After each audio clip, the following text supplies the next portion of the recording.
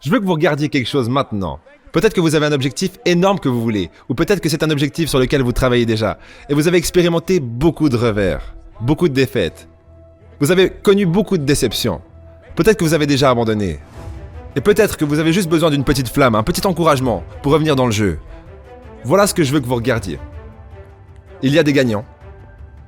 Il y a des perdants. Et il y a des gens qui n'ont pas encore découvert comment gagner. Et tout ce dont ils ont besoin, c'est d'un entraînement. Tout ce dont ils ont besoin, c'est d'un peu d'aide et d'assistance. Juste un petit peu de soutien. Tout ce dont ils ont besoin, c'est d'une vision, ou une stratégie différente, un plan d'action pour faire quelques ajustements. Ce qui leur donnera la clé qui ouvrira un nouvel avenir pour eux. Ce qui leur donnera accès à la puissance illimitée qu'ils ont en eux-mêmes.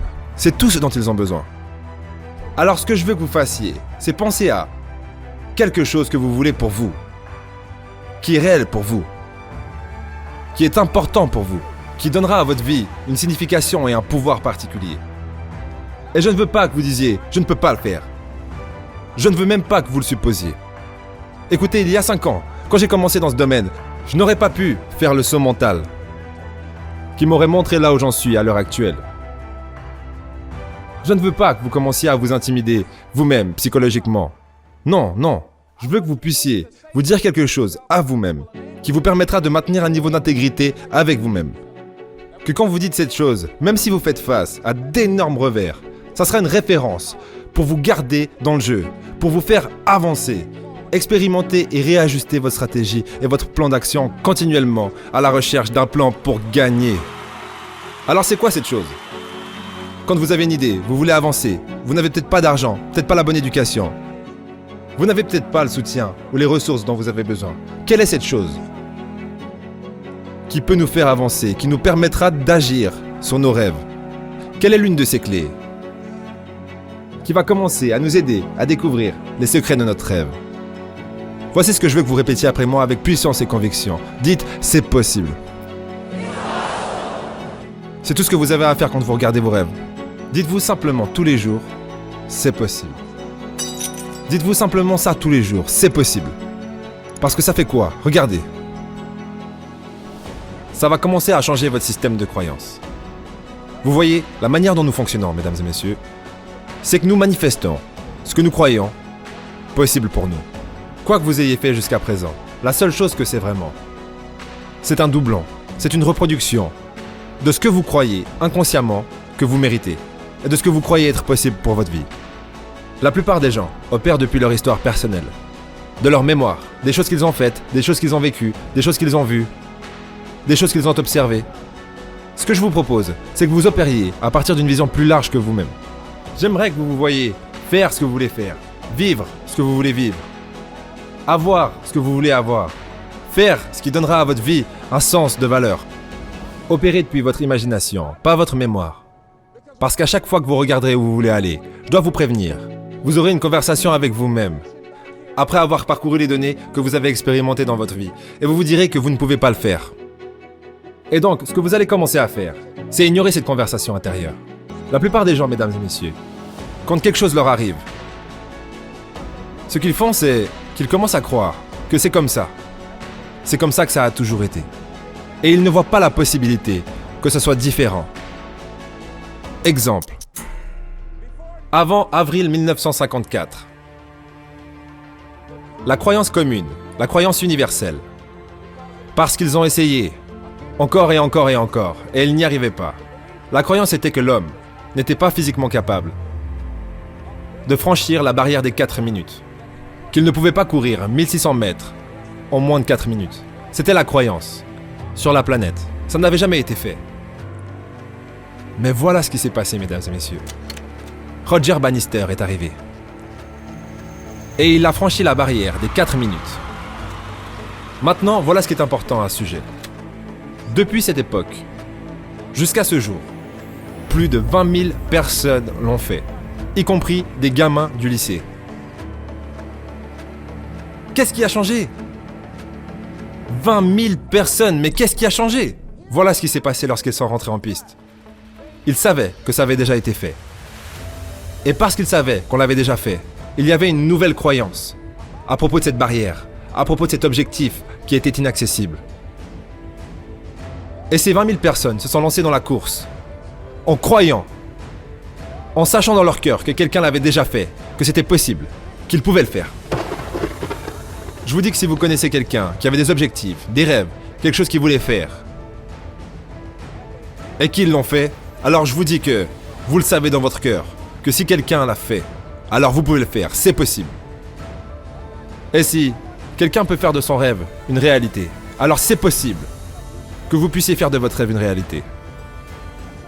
Et en commençant à regarder où vous voulez aller, commencez à accepter que c'est possible. Je suis béni et hautement favorisé. J'ai beaucoup de choses pour moi. J'ai de bonnes choses en moi. Et c'est possible que je puisse apporter mon génie ici, dans l'univers. Que je puisse faire ce que je veux. C'est possible. Je peux écrire mon propre livre. Je peux avoir ma propre entreprise. Je peux voyager autour du monde. C'est possible. Je peux rebondir de l'adversité et réinventer ma vie. C'est possible. Peu importe où j'en suis. Que les choses puissent s'améliorer pour moi. Ça me fait penser à 2 hommes, ici même à Chicago, qui avaient assez bien réussi leur vie.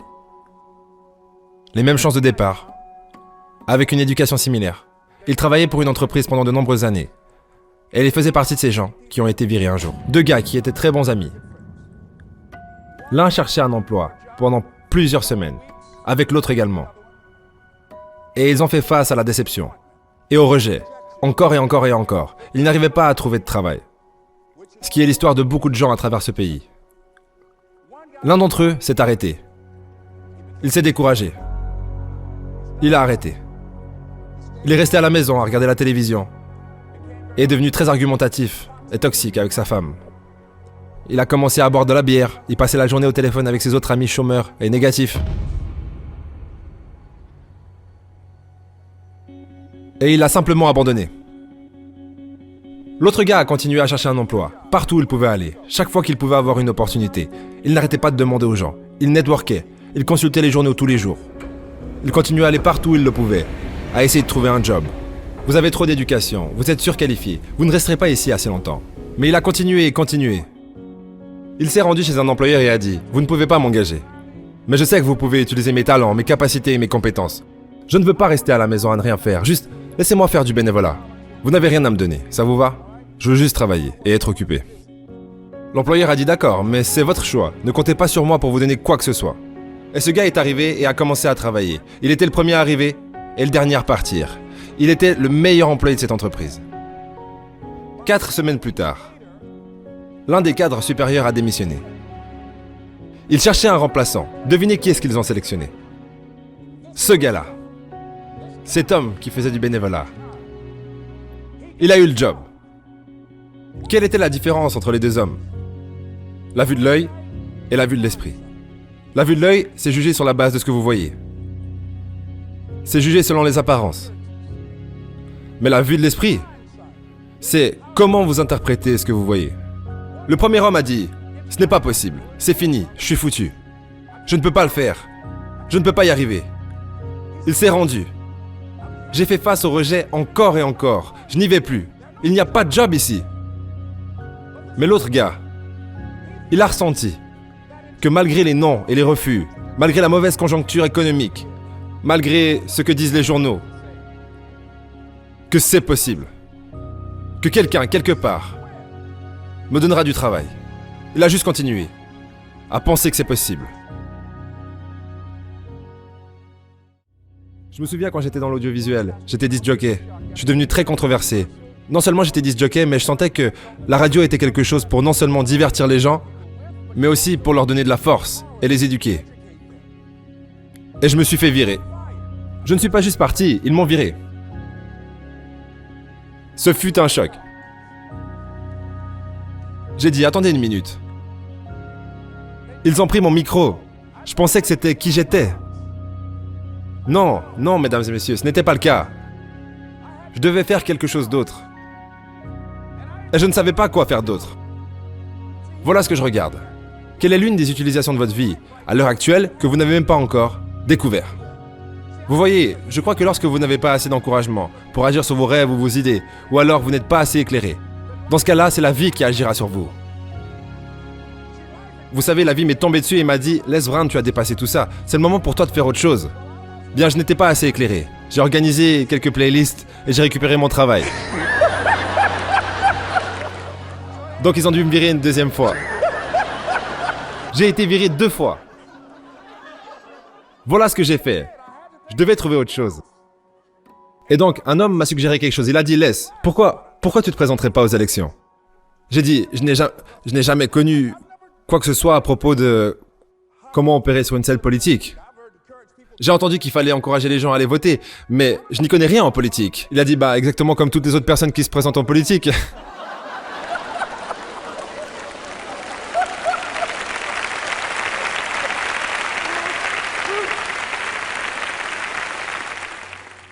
Alors je me suis présenté, et voilà ce que je vous suggère.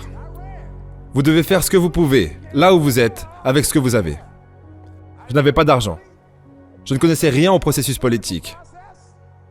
Je n'ai même pas eu de soutien. Mais voilà ce que cet homme m'a dit. C'est possible que tu puisses gagner. C'est tout ce que j'avais. Je me présentais contre un candidat approuvé. Le gars était au top. Il avait le soutien des journaux, de tous les dirigeants de la communauté. Et je défiais ce mec. J'avais un dicton quand j'étais à la radio. Tiens debout pour ce que tu crois, parce que tu peux tomber pour n'importe quoi. Et je faisais du porte-à-porte. J'avais mes enfants d'un côté de la route et j'étais de l'autre côté. Maintenant, je frappais aux portes. Bonjour, je m'appelle Les Brown. Dites à tout le monde que je suis toujours debout. Il saute son téléphone. Les Brown était devant ma porte aujourd'hui. Tu sais, le gars de la radio là, avec la grande gueule. Ouais, ils l'ont viré. Il dit qu'il se tient toujours debout. Vous voyez, je dis juste, continuez à avancer et arrêtez de vous apitoyer sur votre sort. Ne perdez pas de temps à blâmer et à parler de ce qui vous est arrivé. Quoi que vous disiez, c'est ce que vous multipliez et faites grandir dans votre expérience de vie. Donc ne parlez pas de ces choses à moins que vous vouliez que ça continue à se produire, ok? Donc...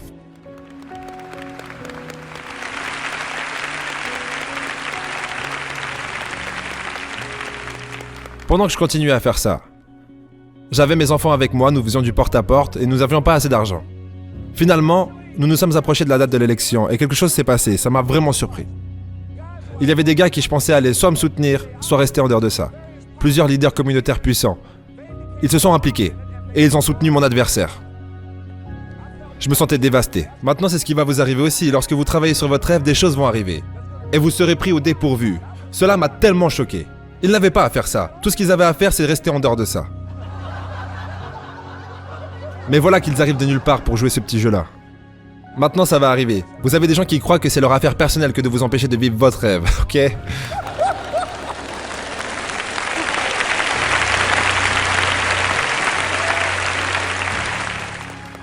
Mais j'ai mis ça de côté. Si vous voulez que votre rêve se réalise, vous devez rester concentré. Certaines personnes préfèrent se venger plutôt qu'avancer, mais restez concentré sur l'endroit où vous voulez aller. J'ai juste continué à faire ce que je devais faire. Et donc, je suis allé à la station radio. Mon adversaire avait plus de 20 000 $. J'avais moins de 800 $. Alors que j'étais à la station radio, le gars là-bas m'a dit « Vous voulez faire une pub ?» J'ai dit « Oui ».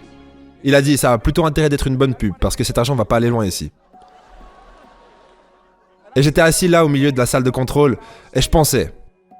Et voilà ce qui se passe lorsque vous devenez calme. Les choses vont commencer à arriver. J'ai entendu. Appelle ta mère, tu parlais tout le temps de ta mère à l'antenne. Demande-lui de dire quelques mots pour toi. Ça fera un autre style de pub. Alors j'ai appelé ma mère.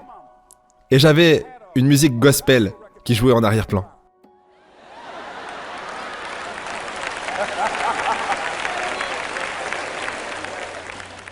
Et alors j'ai eu ma mère au téléphone qui a dit « Bonjour, c'est Madame Brown. Quand j'ai élevé mes fils, je les ai élevés pour qu'ils soient des bons garçons. Quand ils devenaient incontrôlables, je leur mettais des fessées pour qu'ils restent sur le droit chemin. S'il vous plaît, votez pour mon fils, c'est un bon garçon. »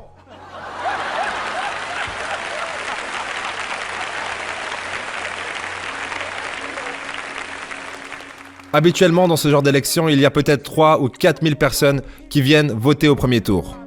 Et pour ce premier tour d'élection, plus de 27 000 personnes sont sorties, ont voté et ont dit « Je vote pour Les Brown parce que sa maman a dit que c'était un bon garçon. » J'ai gagné, mesdames et messieurs. J'ai gagné.